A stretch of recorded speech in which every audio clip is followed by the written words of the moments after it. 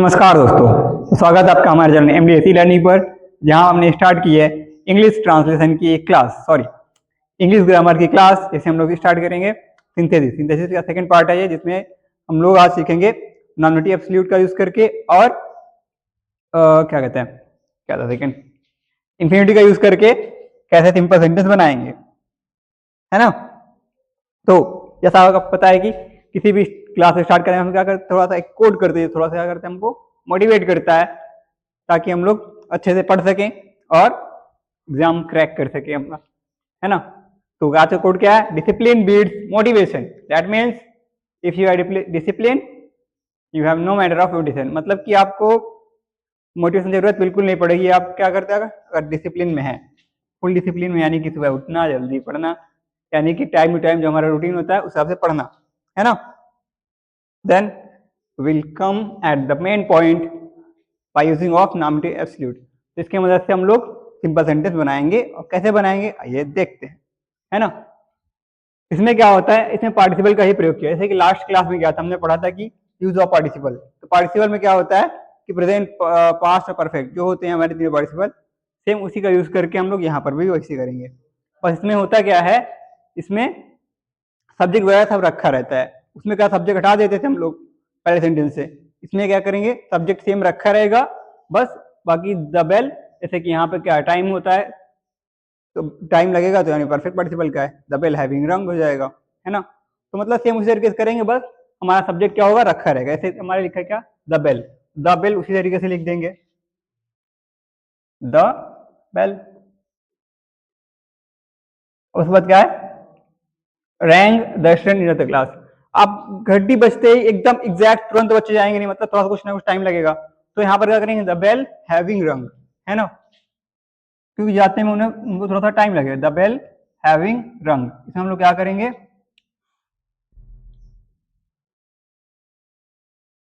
Perfect participle का use करेंगे, the bell having रंग। उसके बाद बाकी दूसरा सेंटेंस होगा सेम उसी तरह छाप देंगे, बस और कुछ करना नहीं इसमें। द स्टूडेंट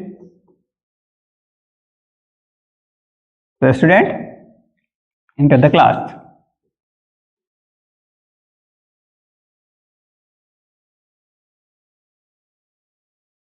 बिल्कुल आसान भाषा में एकदम से, है ना। अगर the teacher arrived the student stood up, teacher आए और बच्चे खड़े हो गए, ये क्या होता है, एकदम एग्जैक्ट होगा ना, तुरंत अध्यापक तुरंत आते ही बच्चे तुरंत खड़े हो जाएंगे। इसमें क्या करेंगे हम लोग, प्रेजेंट पार्टिसिपल का यूज करेंगे। इसमें प्रेजेंट पार्टिसिपल होगा, क्या करेंगे, टीचर अराइविंग, यही तो होगा ना। हम लोग क्या काम कर देते हैं, जो वर्ब होती है उसमें आईएनजी लगा देते हैं पार्टिसिपल में, सेम यहाँ पे भी करेंगे, इसमें लगा देंगे हम लोग आईएनजी, द टीचर।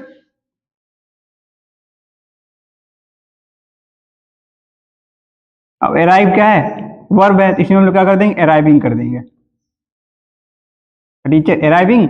और दूसरा सेंटेंस है उसी तरीके से छाप देंगे, कुछ करना नहीं है इसमें, the student stood up, stood up, है ना। आगे देखो जैसे कि क्या लिखा है कि it was dark we lit a candle. मतलब ये अंधेरा होगा तो हम लोग तुरंत ही जलाएंगे ना, और लाइट चली गई है, मोबाइल लगा तुरंत जलाएंगे अगर अंधेरा होगा, कुछ काम कर रहे होंगे। तो it was dark we lit a candle, तो मतलब कि अंधेरा था तो हम लोग क्या किए, कैंडल जला दिए। तो अंधेरा होना जाहिर सी बात तुरंत किसका है, हमारा प्रेजेंट पार्टिसिपल, जिसमें तुरंत एक्शन होता है। कौन सा होता है वो, प्रेजेंट पार्टिसिपल का। तो क्या काम करेंगे, कभी भी बी की फॉर्म आएगी तो क्या करेंगे, इट बीइंग डार्क, है ना, क्योंकि ये वॉज जो है बी की फॉर्म है हमारी। तो क्या लिखेंगे, इट वॉज के लिए क्या कर देंगे, बीइंग कर देंगे, इट बीइंग डार्क, और वी लिट अ कैंडल, तो इसको सेम इस तरीके से लिख देना है।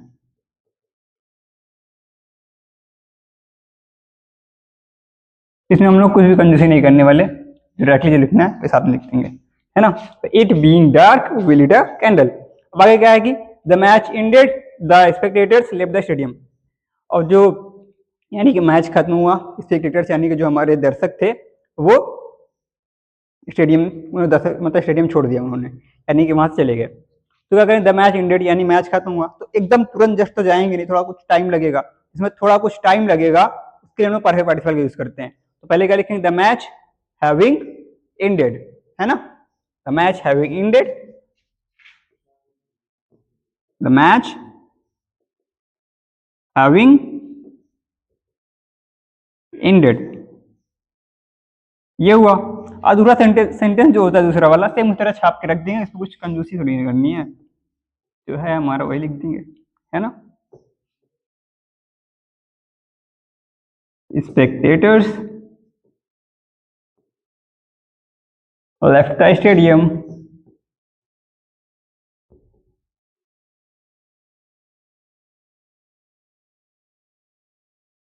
है ना। तो ये रहा 4 सेंटेंस। 5th है the road was blocked we took another route. इसको कमेंट सेक्शन में अलग से लिख दें, क्योंकि अब 4 तो बता ही चुका हूं मैं, 5वां खुद करके दिखाओ, है ना। अब क्या लिखा है, जब 2 वाक्य में किसी एक वाक्य क्या लिखा bye using of not absolute, इसमें क्या करते हैं, जब 2 वाक्य में से एक वाक्य में दूसरे का उद्देश्य दिया हो गया हो तो उसमें इसमें रखते हुए हम लोग क्या करते हैं, इन्फिनिटिव का प्रयोग करते हैं। तो होता क्या है इसमें, जैसे लिखा ही स्टडीड हार्ड, वह कठिन परिश्रम करता है, किस लिए करता है, he wanted to become a doctor, किस लिए, क्योंकि वह डॉक्टर बनना चाहता है, यानी उसका उद्देश्य क्या है कि वह डॉक्टर बनेगा, है ना। तो यानी कुल मिला के कहते हैं क्या कि पहले सेंटेंस से रिलेटेड दूसरे में उद्देश्य दिया होगा, एक पर्पस दिया होगा कि वो करना क्या चाहता है। जैसे कि सी वर्कड डे एंड नाइट, मतलब कि वह दिन रात काम करती है, किस लिए काम करती है, she wanted to win the prize, ताकि वह इनाम जीत सके, है ना। तो कुल मिला के कहने का मतलब ये है कि पहले वाक्य से रिलेटेड दूसरे वाक्य में एक पर्पस दिया होगा जिसको हम लोग ऐड जोड़ कर सकें। जोड़ेंगे कैसे, दूसरे वाली की जो वर्ब होगी उसकी हम लोग इंफिनिटिव बना देंगे। जैसे कि यहाँ पे कहा टू बिकम अ डॉक्टर, तो हम लोग क्या करेंगे, जो वर्ब होगी उसमें क्या टू लगा के ऐड कर देंगे, और तो इसके लिए टू लगा है।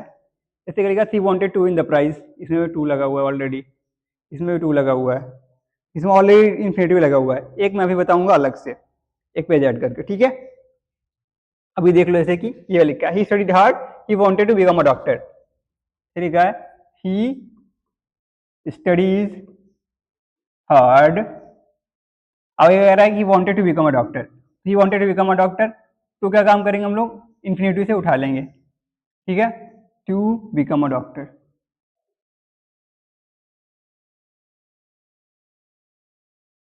है ना। तो इजी, एकदम आसान है, सीधा सीधा हमें करना क्या है, जो वर्ब होगी वही से उठा लेना है हमें, क्योंकि इसमें ऑलरेडी इंफिनिटिव बना हुआ है दूसरा वाला। जहाँ पे इंफिनिटिव नहीं बना हुआ था उसमें हम लोग लिख देते हैं, लेकिन इसमें लिखा हुआ है। देखा she work day and night she wanted to win the prize,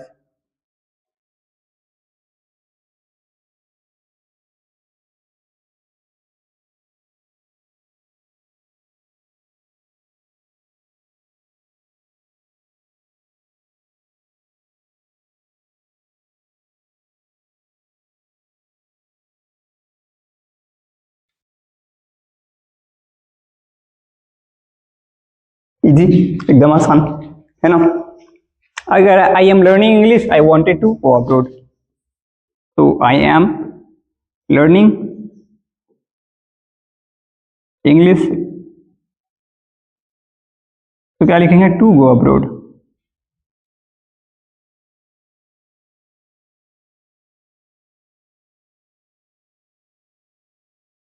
है ना।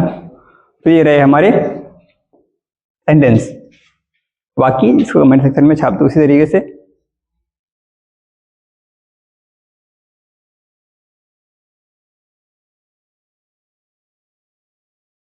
एक मिनट,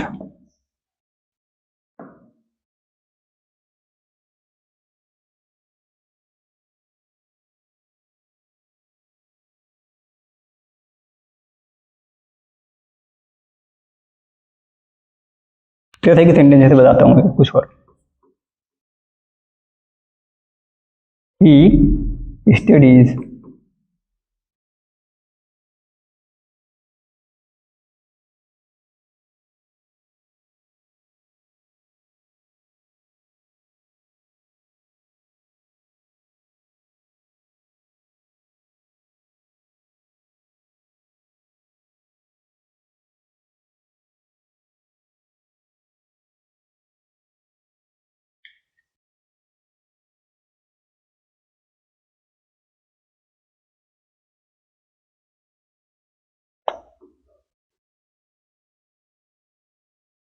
है ना, कुछ सेंटेंस आ जाए।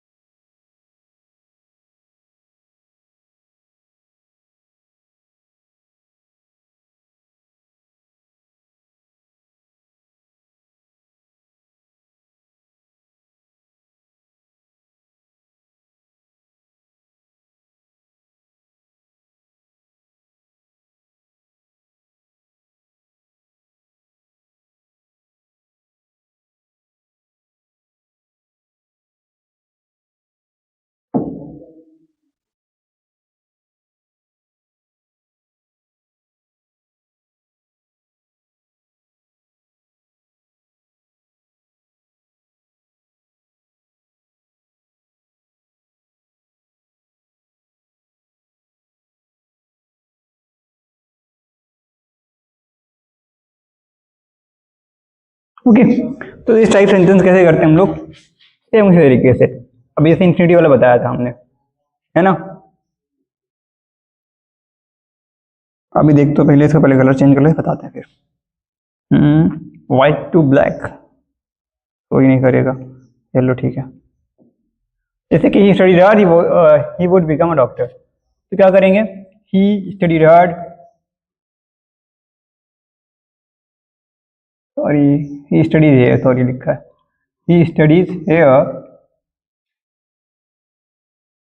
To become a doctor.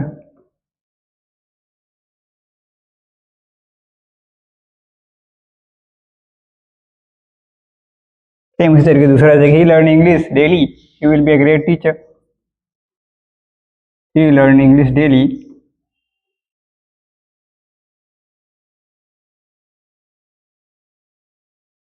To be a great teacher.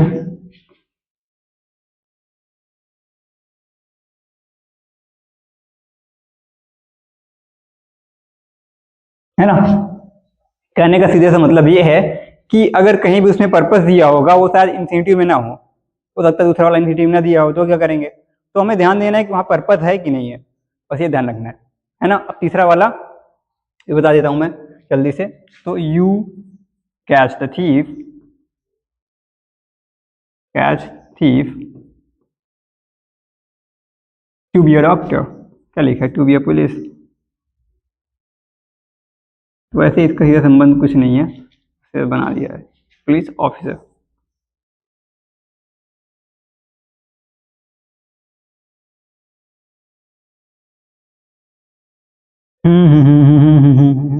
आगे देखते हैं नेक्स्ट पेज, ओपन प्लीज। हाँ, जैसे कि जब वाक्य में उद्देश्य दिया जाए साथ में निगेटिव वाक्य, तब क्या करते हैं, उसमें भी हम लोग क्या काम करते हैं, तो हम लोग क्या करते हैं इसमें टू लगा देते हैं, टू का प्रयोग करते हैं, वेरी को लगा हटा कर क्या लगाते हैं, टू लगाते हैं, और दूसरे वाक्य में सो लगा के वैसे लिख देते हैं, जैसे कि he is very tired he can not walk, तो क्या काम करेंगे, ही इज टू टायर्ड, पहले क्या हम किया, वेरी लगा टू लगा दिया, दूसरे वाले में टू वॉक, कैन नॉट वगैरह इसको हटा के क्या लिखेंगे, टू वॉक, है ना, आसान एकदम। अब ऐसे क्या लिखा है, she is very weak, she can not carry the bag, वो बहुत ही कमजोर है, बैग नहीं उठा सकती, क्या लिखेंगे, सी इज टू वीक। अब बाकी क्या लिखा है, she can not carry the bag, to carry the bag,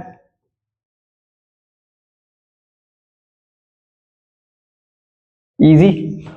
अगर लिखा है the sum is very difficult I can not solve it, very good, क्या लिखेंगे, this sum is too difficult to solve,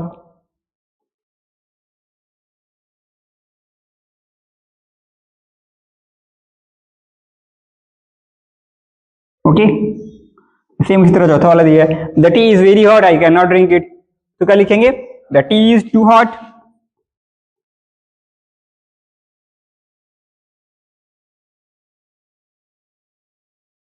to drink, clear. अब पांचवा जैसे देखो, पांचवा में क्या लिखा हुआ है, the boy is very lazy he can not do any work, the boy is very lazy,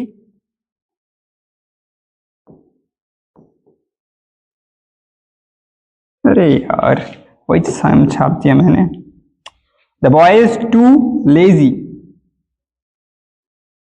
फिर उसके बाद क्या लिखेंगे, कैन नॉट वगैरह हटा के टू डू एनी वर्क, यानी कि सेम वैसे ही छाप देना है, इसमें भी सेम नहीं करना, बस थोड़ा सा टू हटा के वेरी जगह टू लगा देना है, और बाकी इसमें सेंटेंस में सब्जेक्ट वगैरह हटा के जो वर्ब होगी टू डू एनी वर्क वैसे छाप देना है बस, ठीक है। तो ये रहा हमारा पार्ट खत्म, पैसा जम, है ना। अब यहाँ तक आए हैं तो चैनल को लाइक सब्सक्राइब वगैरह करके आराम से मोबाइल रख दीजिए और फिर रिपीट कर दीजिए इसको, ठीक है ना।